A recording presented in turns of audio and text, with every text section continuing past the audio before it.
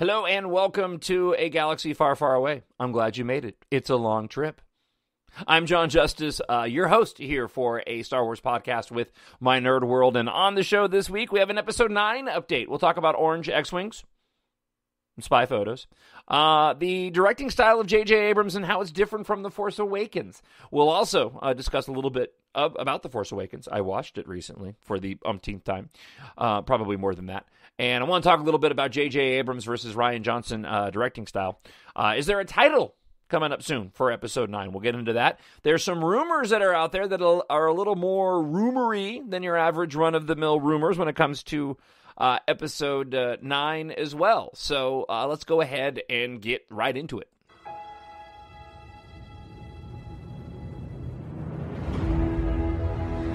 Nothing will stand in our way. I find your lack of faith disturbing. I will finish what you started. Who are you? I'm no one. There are stories about what happened. It's true. All of it. The Force. It's calling to you.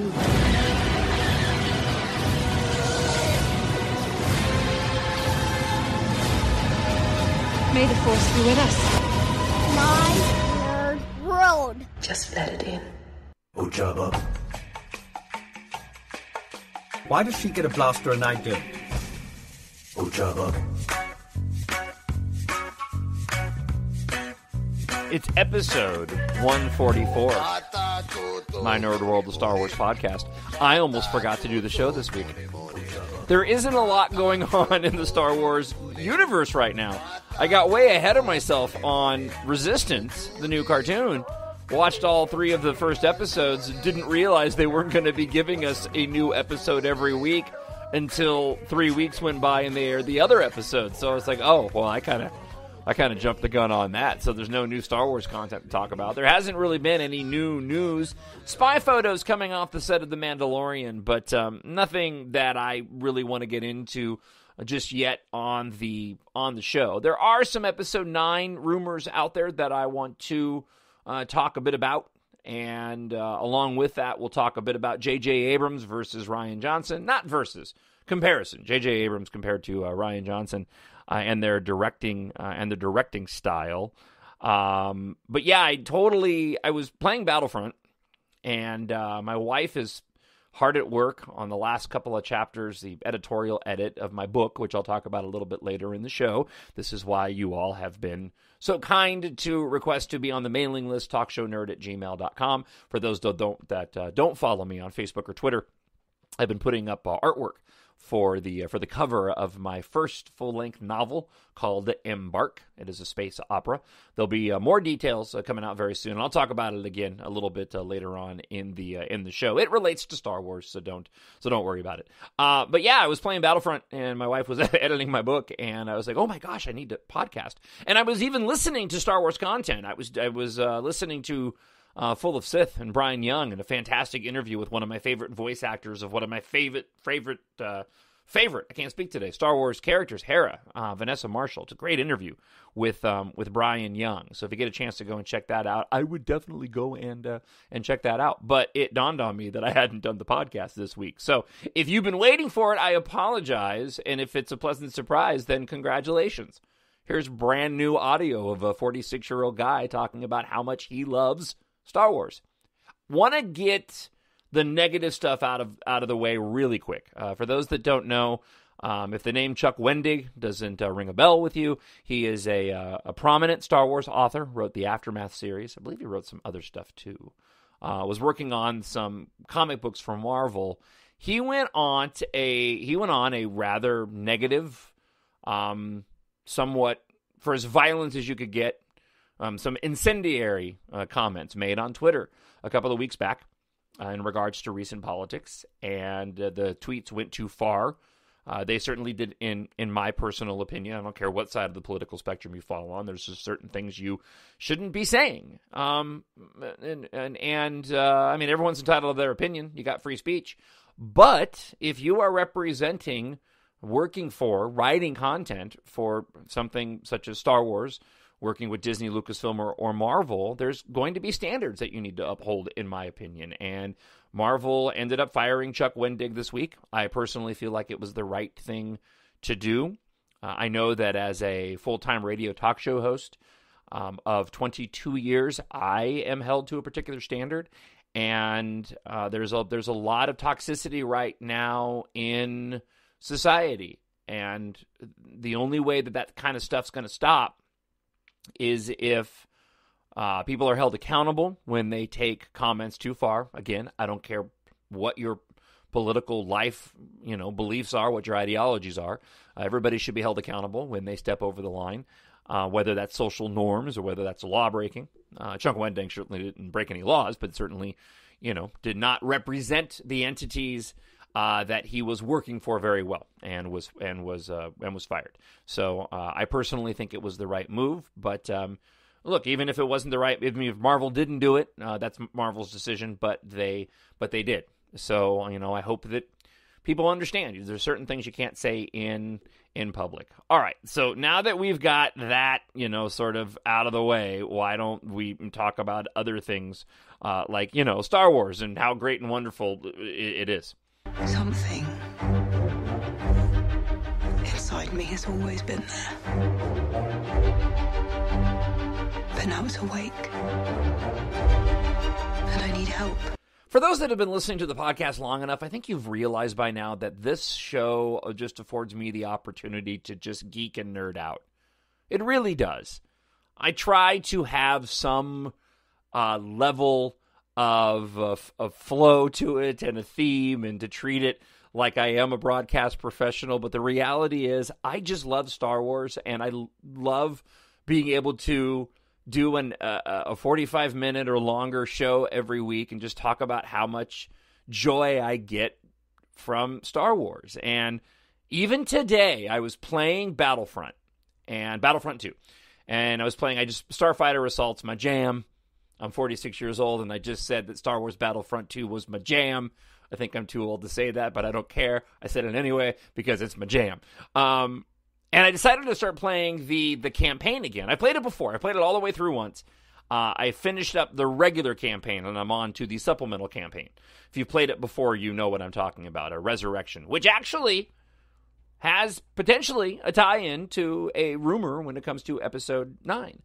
But I was playing the campaign for Battlefront 2, and I always put it on when I play the campaigns of any game, I always put it on the easiest mode.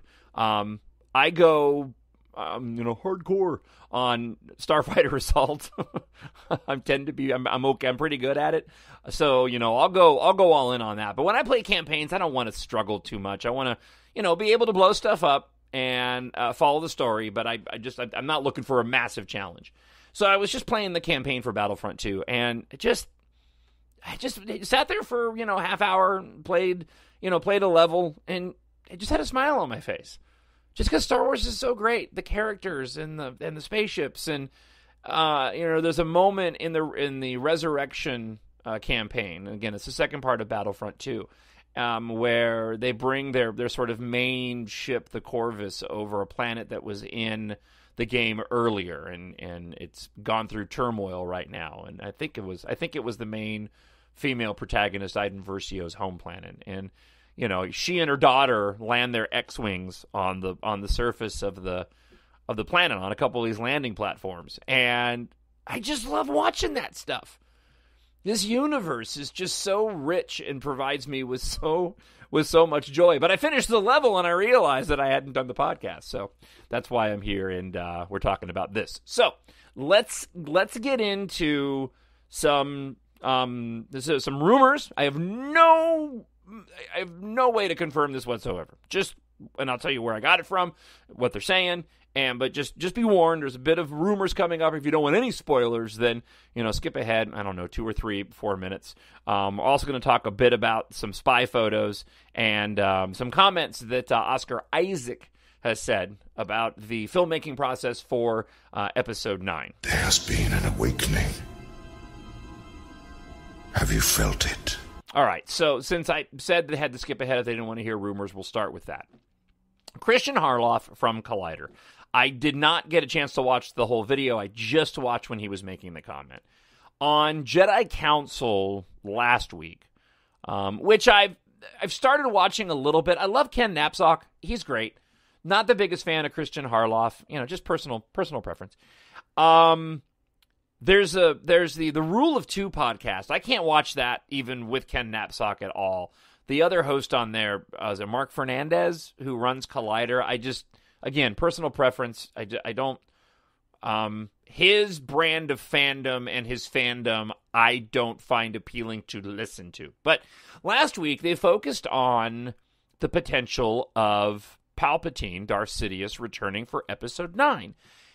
And I caught something last week. It was interesting hearing Christian Harloff talk about it because, Mike Zero, who lies to get clicks on his YouTube videos, let's just be upfront and honest, that's what the guy does. He just lies, has been talking about this rumor of Palpatine returning. Christian Harloff was talking about this, but distancing himself last week in his commentary from Mike Zero. And then this week on another Collider podcast, and it was posted on the Star Wars Leaks page on Reddit for a few days, and then somebody took it down. He went further to say that he's heard from people on good authority that Palpatine would be returning, and this was completely separate from that guy Mike Zero that lies on in his YouTube videos.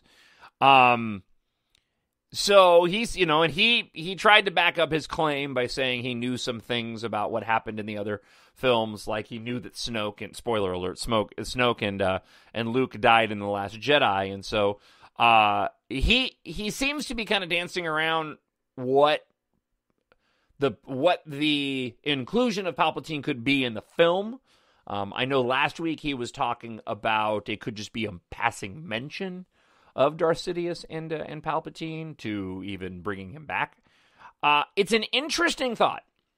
There is a way that they can make it work, and I'm going to present to you sort of my thought on how they could potentially go and make this happen, and what I would be okay with. I mean, look, I would be okay with the return of Palpatine regardless.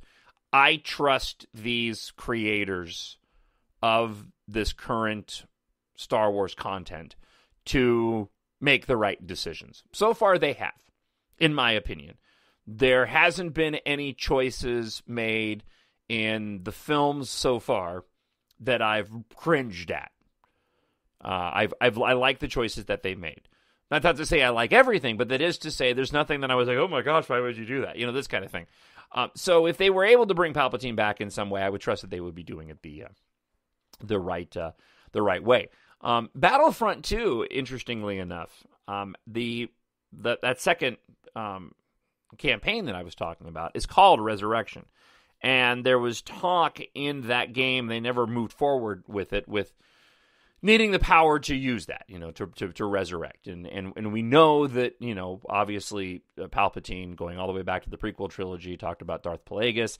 They've never really played on that. It became such a point of controversy and commentary and fan speculation of the two first of these trilogy movies. It wouldn't surprise me all that much if J.J. Abrams were to grab onto that and figure out a way to bring Palpatine back. I like the idea of Darth Sidious returning in some way. Again, I don't know how that would be, to be quite honest. If it was something in regards to resurrection, or I don't, I don't think they would actually tie it into the game. I just think that would be a really interesting nod if it was subtle enough. That game was made a long time beforehand, and there's been talk back and forth of how much they actually mapped out of this new trilogy. There's been some talk that they had a framework, some talk that they didn't have a framework. So if there's been a framework in place, and this was always the end game to bring him back, then, there's everything to say that Project Resurrection in the Battlefront 2 game could have been the first little hint of what we get in 9. I personally like the idea of Palpatine returning simply from the standpoint of if it has the impact it potentially can have on Kylo Ren. This idea that maybe he's reached Supreme Leader, and yet Palpatine's back to knock him down a peg. I think that dynamic would be really interesting. And I think that's one of many that they could choose to do if they wanted to. But I like that idea. I mean, I've always, since Last Jedi, I've been messing around with this thought that I like the idea that Kylo Ren thinks that he's got it now, but then another big bad emerges to screw it all up. Maybe that proves, maybe that's what pushes him to the light side, going, this is a never-ending cycle that I'm in right now, and I've got to embrace the light side versus the dark side. So, we'll see what happens. I think it's going to be one of those things where if that is the case, if Palpatine is back, I don't think we're going to find out about it in any of the marketing material. I think that is something that we'll probably save for the film in and of itself. Speaking of which, I'm wondering if we won't get a title sometime in the next month or so. I'm even wondering if we don't get another teaser again like we did with The Force Awakens. I have nothing to base that off of. The only thing I have to base that off of is how cool it would be and how much I want it. Given the length of time that we've had to wait for this last movie of the Skywalker saga Star Wars films, and that in the generation that we're in the Disney Lucasfilm era, this is the longest we've had to wait for a new Star Wars movie. And we're not going to get anything from The Mandalore until next year. We know we're not probably going to get a full trailer until Celebration next year, or an even extended teaser trailer. So we're into April of next year. We've got Resistance out there, but it's out there now, and it's running. So apart from comic books coming out, I'm really looking forward to the Dark Tales from Vader's Castle. I'm really looking forward to that comic book. It might even come out this week. And some books, there really isn't a lot of content that is, pending. So I wonder, one, if we don't get a title here in the next few weeks.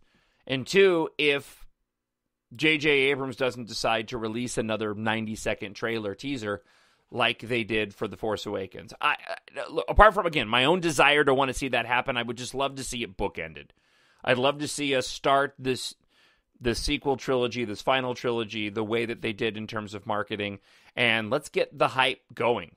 Show us just, 88 seconds, 90 seconds of things to just get our minds working, because right now it really is a blank slate. We know that there's probably a jungle planet involved in the movie. We know that there's a planet with a lot of tall, yellowish orange grass that we saw in some photos, and there'll be people riding some things.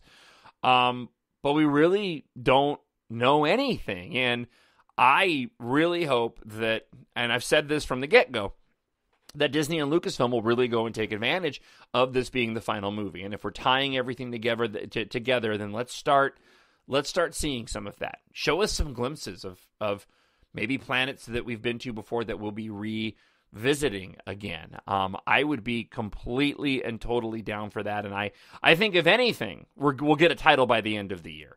But I think there's a high probability that Disney and Lucasfilm decide, hey, let's go ahead and give the fans something to hold them over, just in the same way they did Force Awakens.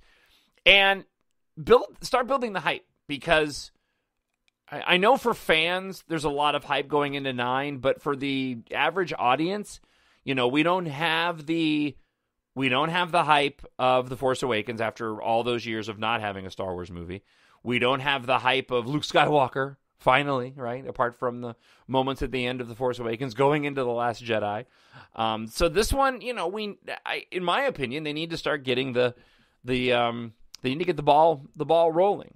All right, so a couple more spoiler items. Well, one in particular that I just think is kind of fun, and then we'll talk about what Oscar Isaac had to say about the filmmaking of Episode 9. But some more spy photos have been released. MakingStarWars.net.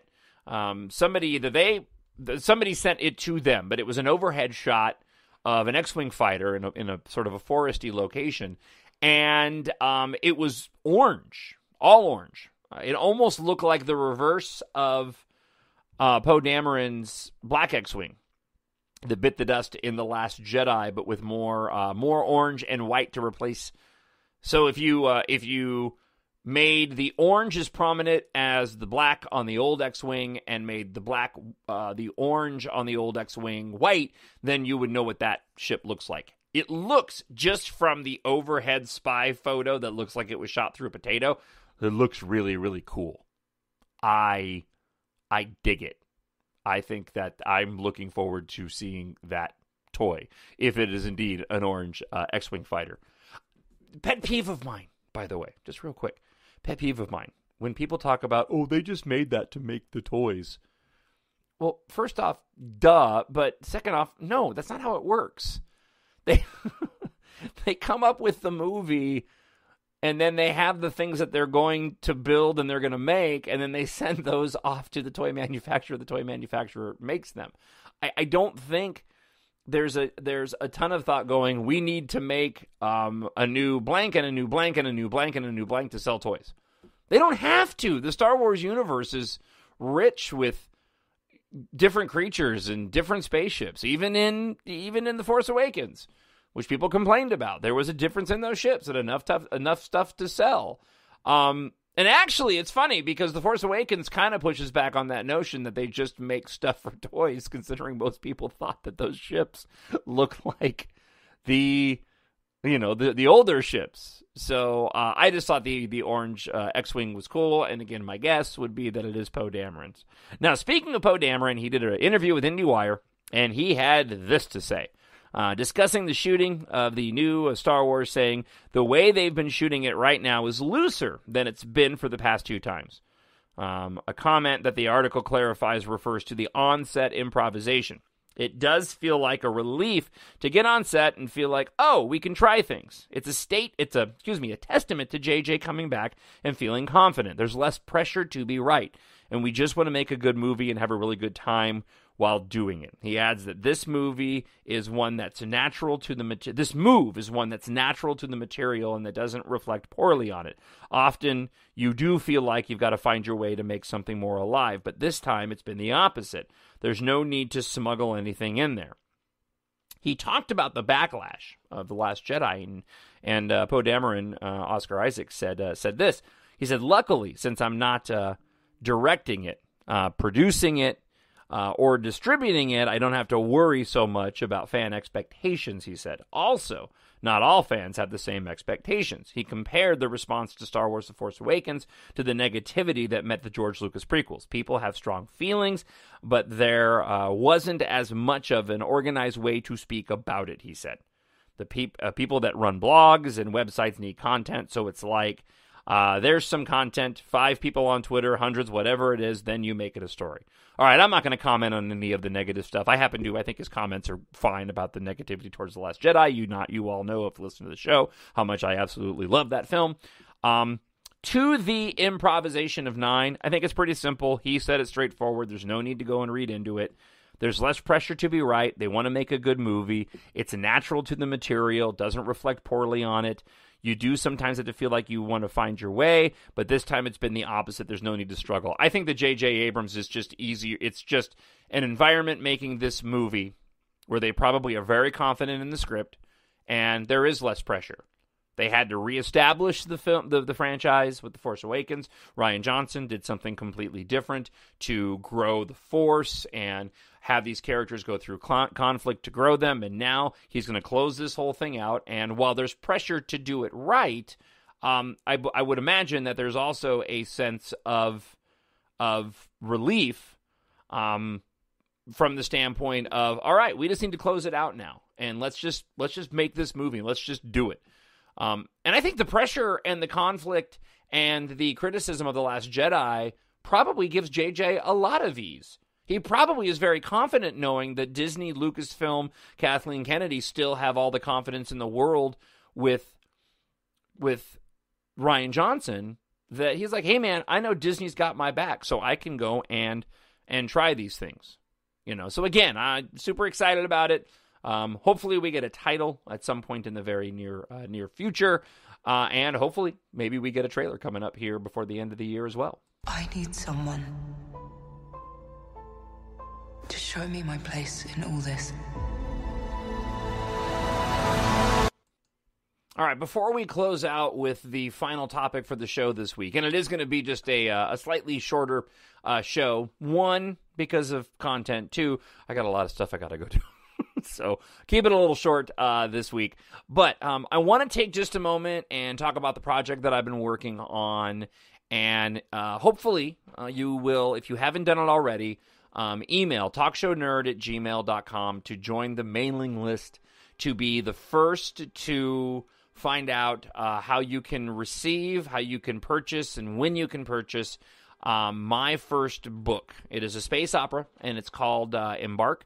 If you follow me on Facebook or Twitter, at the My Nerd World on Twitter, and on Facebook at Jon Jon Justice, you can find me there. There are a bunch of photos that are up of the of different stages of the artwork for the cover that I've been working on with Tom Edwards of TomEdwardsDesign.com.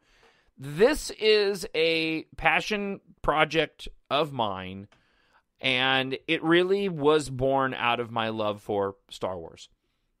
That's the truth. I had an idea for a story about 3 years ago, and I wanted to tell a grand, epic space opera with the simplicity, if you will, of the way that George Lucas started Star Wars with A New Hope. It's one of the things that I love about how this whole thing got started, is that A New Hope is, in and of itself, just a story about good and evil.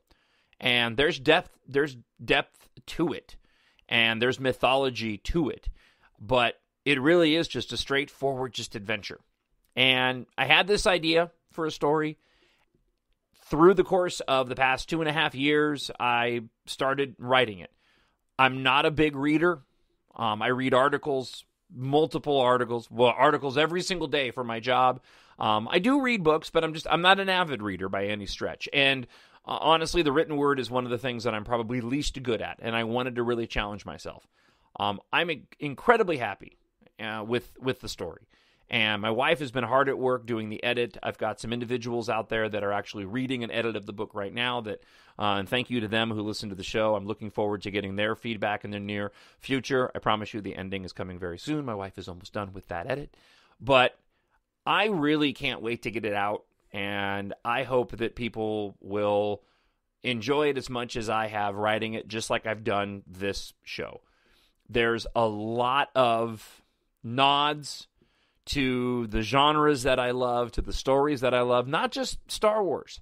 There's music in there. There's pop culture in there. A lot of movie nods. For keen, hardcore Star Wars fans, there are some very specific things, very small but very specific things that I know if I were reading a book, if I were reading this book, if I didn't write it, I would pick up on this stuff. But it's where the inspiration came from. And in large part due to Rian Johnson as well in The Last Jedi. When I was working on the book, was about the midway point when The Last Jedi came out, and I love the creative process. Rian Johnson is a filmmaker. I really just wanted to create something on my own. And what I've created is what I pray will be the first in a series of books. This is book 1. It is called Embark. If you want to see the synopsis or the photos for the pictures of the cover artwork, I'm expecting the final version of the cover to land in my email box at any moment. I cannot wait to see the final version of this. But there's an almost finished version on my Facebook page and on my Twitter page. And again, if you haven't already, talkshownerd@gmail.com. Join the mailing list, and before it's available, I'm going to send out to that mailing list all the details before anybody else gets them. So that's the point of the mailing list, and I really hope that once it's out there, you guys enjoy it. It's been a labor of love, and it would not exist. I would not have done it if it wasn't for Star Wars and for George Lucas. That's just the bottom line. So again, talkshownerd@gmail.com. Embark is on the way. I hope to have it out in at least the next month or so. I want it out in November. That's my goal. When I found you, I saw raw, untamed power. And beyond that, something truly special. I am going to keep beating this drum. You do whatever you want with it. But if you're one to go and have a phone next to you or an iPad next to you when you go to watch a movie, a Star Wars movie, that's fine if you want to, but put it away, put it somewhere else, and just watch the movie. Pretend like you're in the theater and you can't pause it or stop it. I did that with The Force Awakens the other day, and just, once again, had such a good time. I really did. J.J. Abrams is a very special director, in my opinion. Writes, directs amazing movies that are infinitely rewatchable and really hits that nostalgic nerve. Rian Johnson and J.J. Abrams are two very different directors. And I've made this correlation before, and it's only going to make sense to a few of you. But The Force Awakens is to Depeche Mode's Violator album as The Last Jedi is to Depeche Mode's Songs of Faith and Devotion album. I love both those albums. And I love one over another at different times for different reasons. One is just pure pop, depth, joy, just completely enjoy it. The other one is got a raw edge to it and has more emotion and more feelings and more depth. And it takes a while to get into it. But that's what these two movies are. And I think that the style of these two directors, this is what I think is going to end up happening when it comes to this trilogy. I really do think that this trilogy has the potential to be the best Star Wars trilogy ever. I do. And when all is said and done, and these three films are finished, I think that as fans, we're going to have something truly unique. We're going to have this trilogy book ended, done by two directors that's got this almost perfect center book ended by really fun, amazing Star Wars films. You can't get to The Force Awakens without all the films that came before it. You can't get to The Last Jedi without The Force Awakens. And you can't get to Episode 9 without The Last Jedi. And I am so excited to at some point have this collection of films in my possession. And then to have this 9-part saga. That's going to be so cool. I really do think J.J. Abrams is going to hit it out of the park. And that this trilogy is going to be truly unique for that reason. I'm so glad that the events turned out the way that they did. Something that I carry in life is that I firmly believe that everything happens for a reason. And when it comes to this trilogy, I believe that it happened for a reason. I believe that Colin Trevorrow didn't do the third one because J.J. Abrams was meant to do this third one. Right? And with that, we're going to get something truly unique and special. A trilogy closed out front and back by an amazing director who makes fantastic fun adventure films, and in the middle is going to be this masterpiece of art. This wonderful piece of art by Rian Johnson. And I can't wait to see what he does with another trilogy. But I'm so glad that he did that centerpiece to put those characters through those paces so that J.J. Abrams can bring it on home. Even if we never got other Star Wars movies, that in and of itself, to me, is exciting. And that's what I got from watching The Force Awakens this past week. That's what I took away from watching that movie for who knows how many times, right? I've got it memorized already, for crying out loud. But I finished that movie, I'm like, oh man, I can't wait to see how J.J. Abrams closes this thing out. That is a fantastic Star Wars movie. It's different than Rian Johnson's piece of art. It is more driven by nostalgia in all the best possible ways. And I imagine that J.J. Abrams is going to do a bit of a combination. He's going to close it out with something different, but also making sure that we hit upon those things to bring this whole trilogy back together once again. And I, for one, am really, really excited about that. All right, talkshownerd@gmail.com. Join the mailing list. Guys, I'm so excited to be able to get this book out. It's one of the most, I'm super nervous about it. I'm not gonna lie. This book is me. Those that I'm probably most, I don't want to say embarrassed, but I'm a little bit. I don't get embarrassed by doing things out in public. I'm a talk show host. That doesn't bother me. But for the people that know me, and I think even to a certain extent, you listening to this podcast, my stamp is all over this book. I mean, it is all it's such a unique experience, and I'll probably end up doing a podcast or 2 or 3 just about writing the book in and of itself.